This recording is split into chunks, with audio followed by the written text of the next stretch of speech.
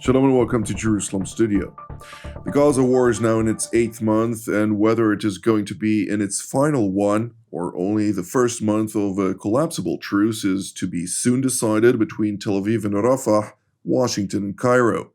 Military operations are ongoing, as are talks on a deal which for Israel should bring home dozens of hostages, but keep alive its ability to resume waging war. For Hamas should compel Israel to lay down its arms indefinitely, and for President Biden to show that it cares for Palestinian civilians and calm campus chaos. To analyze this fluid state of affairs, we're joined from the United Kingdom, London, by retired Colonel Joel Rayburn, who formerly served as a senior director of the National Security Council in Washington for Lebanon, Syria, Iraq, and Iran, as well as a U.S. Special Envoy for Syria, who currently acts as the founding director of the American Center for Levant Studies. It's good to see you, Colonel. Good to be here. Good to see you as usual. Also with me here in the studio, our TV7 editor-at-large, Mr. Amir Oren. Amir, take it away. So if we look back 7 months, we get to October the 7th.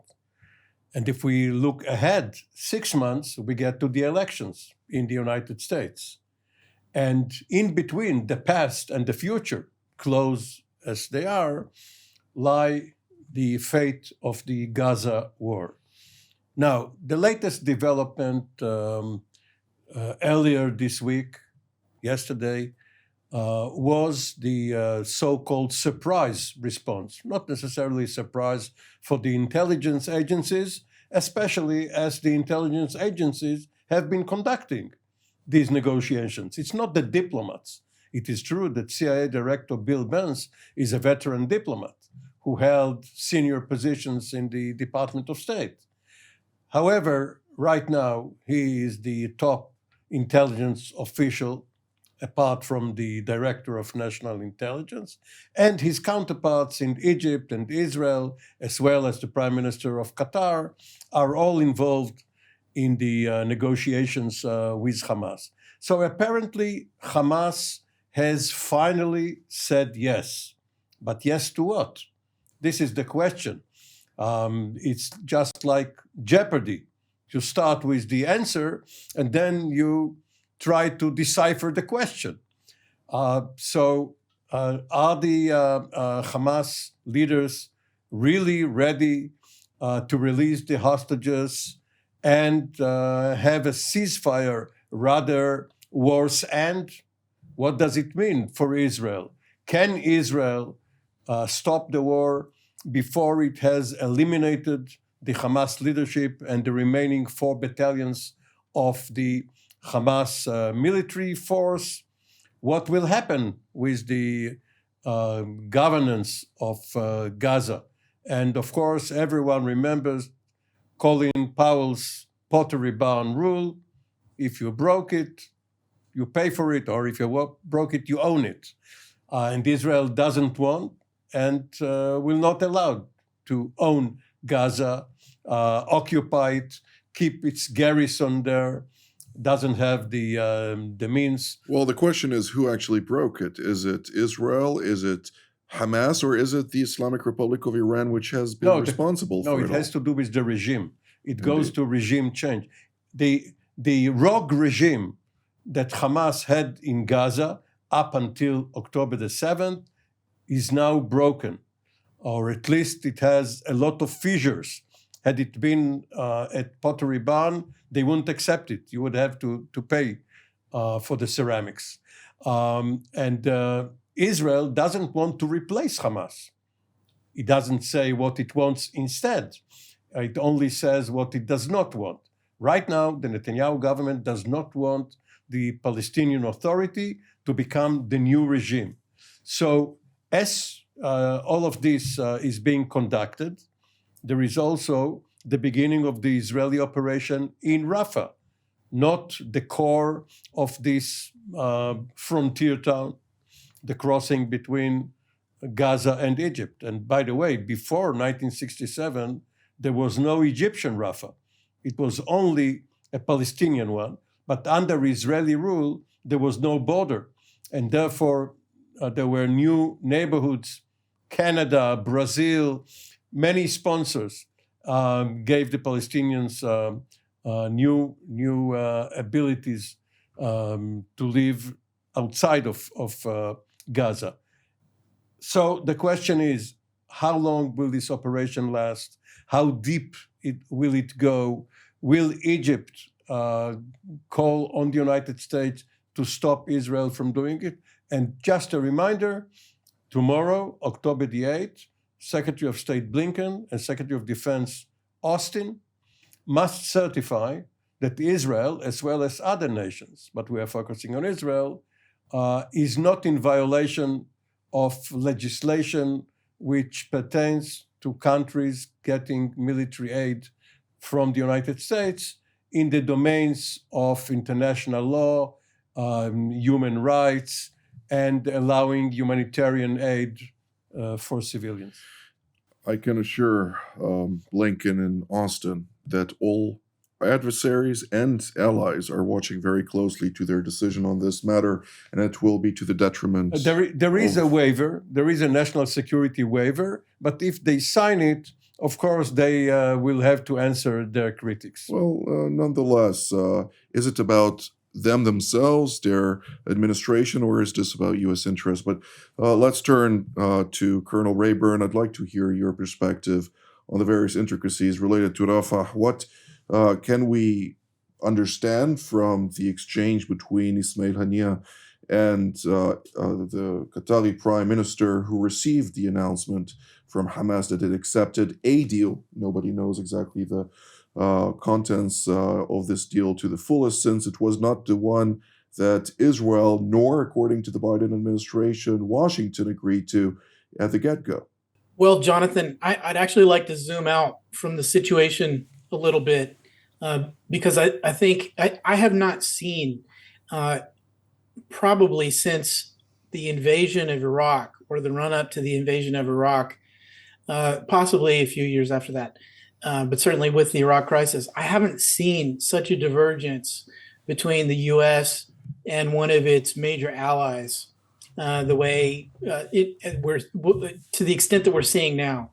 I guess from time to time we have ruptures in relations with Turkey, but even that I think was not as dysfunctional as what we're seeing now. And I think the tactical, the question of Rafah and the border crossing, the Philadelphia corridor, and so on, these are tactical issues that should not matter if there were strategic alignment between the two allies.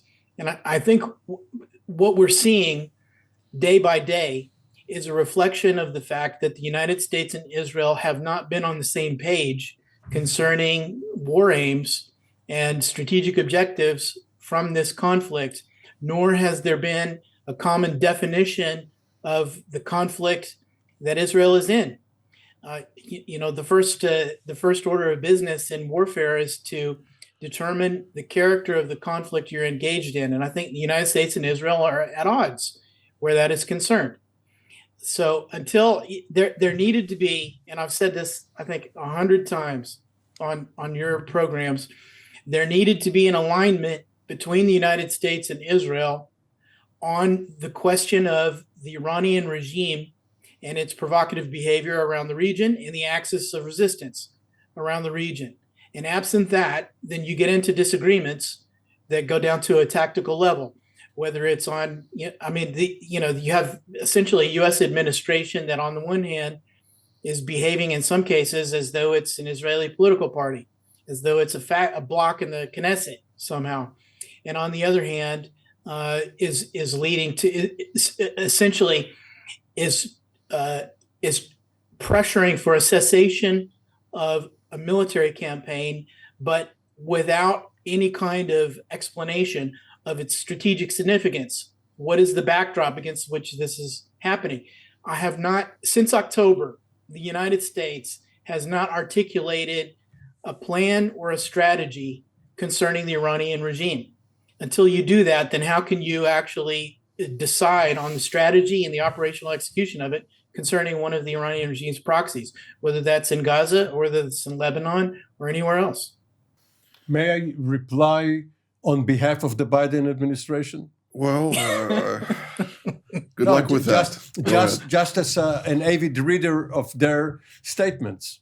Go Not, ahead. what Biden and Blinken in Tokyo in November and on several other occasions have stated is that their plan is to have a normalization between Israel and Saudi Arabia. This will then seal a sort of a ring of like-minded nations, mostly Sunni Arab nations and Israel, in an integrated anti-Iranian Middle East. The price that Israel will have to pay for that is to support a reinvigorated Palestinian Authority ruling Gaza and a pathway to Palestinian statehood with security guarantees for Israel. Quote unquote, I have fulfilled my mission. So These are not my ideas. I will step up and Can I actually rebut the provide. rebuttal? It's not a war game, and I will give you that opportunity, but I will bring another perspective to the story. And this actually comes from a intimate understanding of the Palestinian streets when we're talking about the various complexities at hand. And Palestinians in Ramallah and Nablus and other places in the so-called West Bank, Judea, Samaria, and the Jordan Valley will come and tell you, okay, why would you want to allow a Palestinian entity to rule Gaza when it itself is barely managing to control its own territories, let alone able to function in a manner that coincides with the so-called norms and values that the current administration in Washington is trying to promote and claims to champion? Great question. The Palestinian street, by the way, is a kilometer away from Jaffa Street, above which we are now sitting in Jerusalem. And if they have a better option, more power to them. Colonel Rayburn. Is the absence of a Palestinian state, is the Palestinian issue the reason that the Iranian regime is exporting missiles and drones into Ukraine?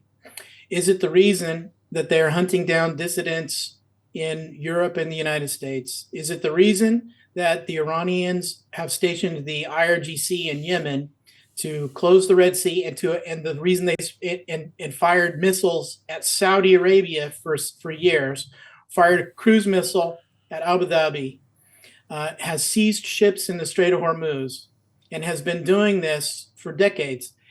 Are they doing it because of the absence of a Palestinian state, or conversely, or as a corollary, is the key to Iranian regime power in the region the Palestinian question? I think it's irrelevant. The Palestinian question in the absence of a Palestinian state is irrelevant to the Iranian regime's provocative behavior. If there were a Palestinian state tomorrow, the Iranians would be doing exactly the same thing they're doing in Iraq, Syria, Lebanon, the Palestinian territories, Yemen, the Persian Gulf, Ukraine, South America, so on and on and on. The idea, Saudi-Israeli normalization, it would be a wonderful thing. I hope it happens. I hope it happens tonight. That is not the key to it. It would be a good development concerning the Iranian regime's provocative policy. But what is the overall strategy? Is that the only element of strategy concerned to push back on the Iranian regime's out of bounds behavior in the world? Is Palestinian statehood and Saudi-Israeli normalization? What about an international coalition to diplomatically isolate, economically pressure, and militarily contain the Iranian regime, which is lashing out in all directions, not just at Israel, but even into Afghanistan, Pakistan, et cetera, on and on and on. There's been no coherent strategy articulated by the U.S. administration, the superpower, concerning this problem. So I think you're right, Amir. All the administration statements since November seem to indicate that they think that somehow The road to containing or pacifying or mitigating the Iranian regime runs through the Palestinian statehood, and I just think I think it's a non sequitur. Joel, I confess that I never heard Mohammed bin Salman either humming or whistling, but I can bet that it's not "Don't Cry for Me, Palestina." In any event, of course, it's only lip service for the poor Palestinians. Lip stands for lying Iranian propaganda. But in any event, this is the stock in trade that both Washington and Jerusalem have to contend with, at least up to now. I think there's a misconception here within the Biden administration that Israelis don't care about the Palestinians. I think many Israelis do care for our neighbors in the territories under the control of the Palestinian Authority that was under Israeli control until 1987, roughly, or somewhat after that, when at the time Ramallah was actually the second most prosperous city in Israel after Tel Aviv. So to bring about the demise or the decline of Ramallah to the point that it arrived at was that criminal conduct of corruption deeply rooted within an institution that was formed by people who had very genuine aspirations, just they were disconnected to the Palestinian and Arab street and culture as a whole, and that is for another topic to be discussed. But I'd like to actually expand on what Colonel Rayburn just mentioned, and that is, how can the Biden administration demand of Israel, and others for that matter, to align themselves with a policy when their own policy is proven, there is clear evidence on the global strategic stage that it is failing time and again? Well, the Americans, of course, think of themselves, present company accepted, of course, as exceptional. They allow themselves to behave in the world, and of course, during slavery and even later, domestically too, in ways which they demand others do not. So the question is not how does Biden or how does Trump expect some other foreign leader to behave. The question is, what is Israel's national interest?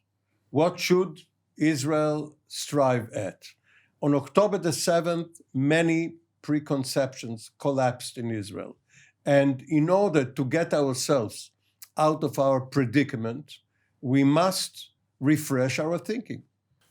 Where would you suggest, Colonel Rayburn, to start with refreshing our thinking at a time when there are concrete demands? Of course, as Mr. Owen also mentioned, the aspiration to see some sort of normalization between Jerusalem and Riyadh, which of course would be warmly welcomed, but nonetheless, within a current climate where Israeli society is not only at the farthest distance, which I can remember, in having any type of hope or confidence in being able to rely on the Palestinians for any type of a negotiated solution, let alone living next to each other, due to the atrocities committed by Hamas and its terror affiliates on October 7th, with, by the way, Fatah operatives and other elements within the so-called affiliated terrorist organizations that are affiliated to the Palestinian Authority in the West Bank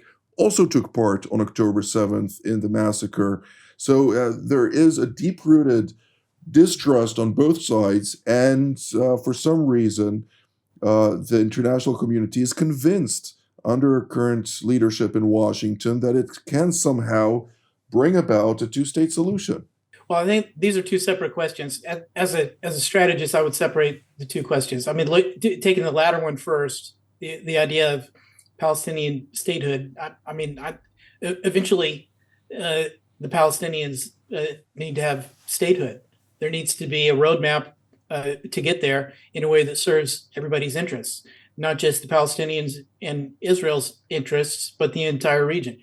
So I put that question separately for now. We're in the middle of a regional conflict.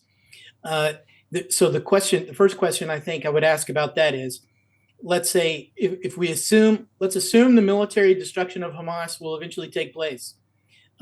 Because my own observation as a friend of Israel, I think Israelis are determined. The Israeli public, first and foremost, is determined to see the military destruction of Hamas.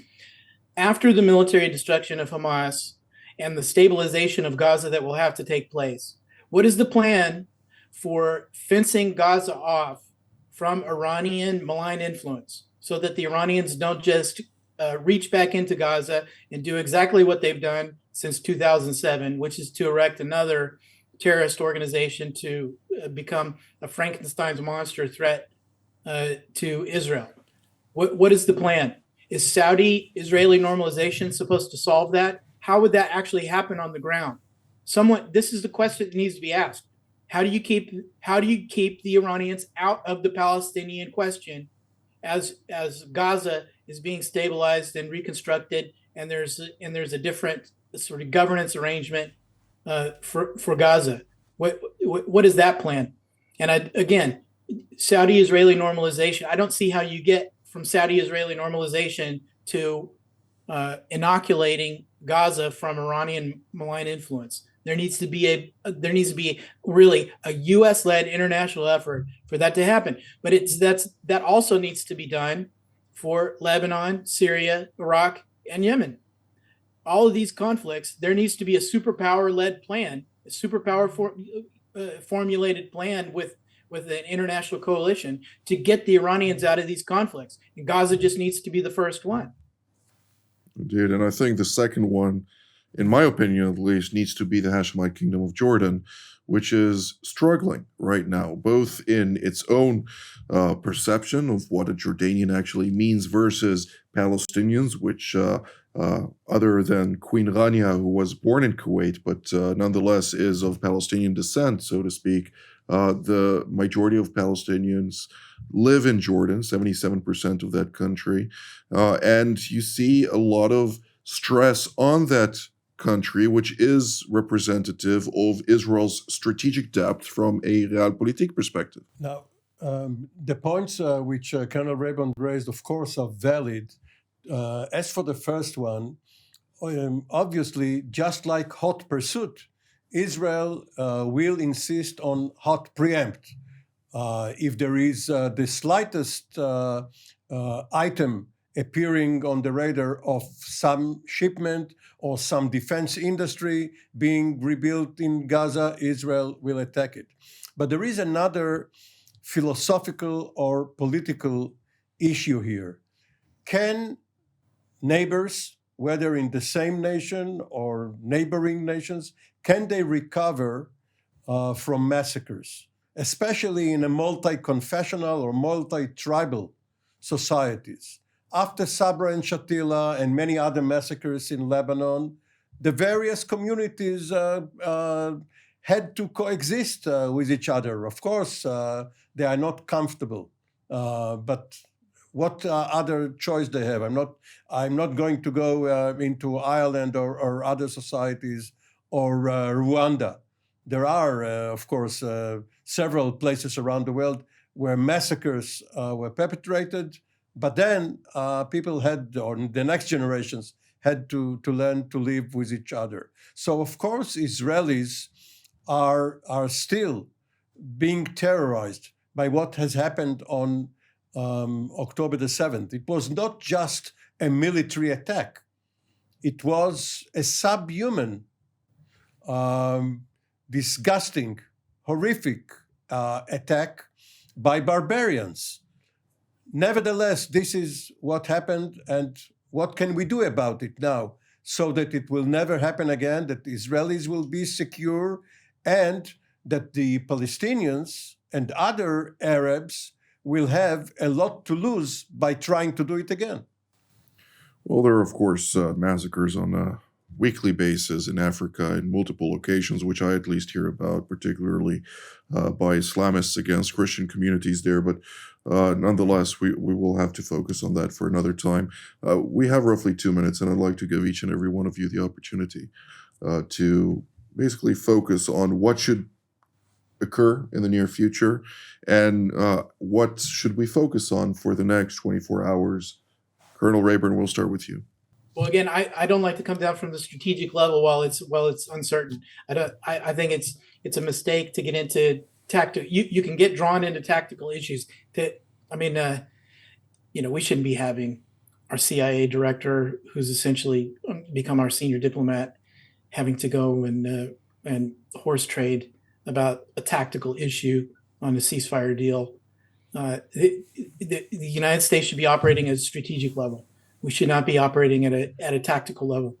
And once you get to that point, I think you've already lost the question, and it's leaving a big strategic vacuum from which everyone suffers. Mr. Owen. Well, Israel is suffering from the fact that it's not a unitary actor, that it's skewed towards a certain government being led by a certain politician with certain interests. And therefore, it well behooves Israel to have early elections to sort out who it wants to see leading it, and therefore what agenda the new leadership will push. Hopefully, it will be better aligned with what Israel can achieve. Well, I'd like to thank Colonel Joel Rayburn, as well as Mr. Amir Oren, of course, for today's insight. And naturally, this topic will still remain for a very long time, but we should focus on strategy. And I completely agree with Colonel Rayburn on this, and also many of the points that you mentioned, Mr. Oren. Tough times, but nonetheless, thank you to all of you at home as well. Until our next update from here in Jerusalem. Shalom.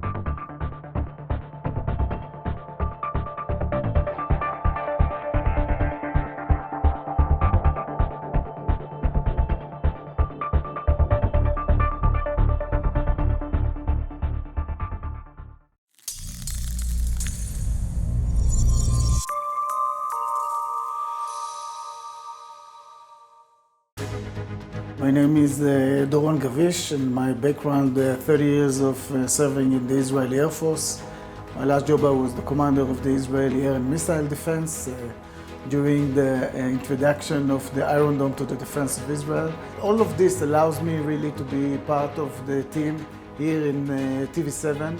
It is super important to have such a platform. We talk about the global situation, we talk about Israel and those different angles which are relevant to the discussion.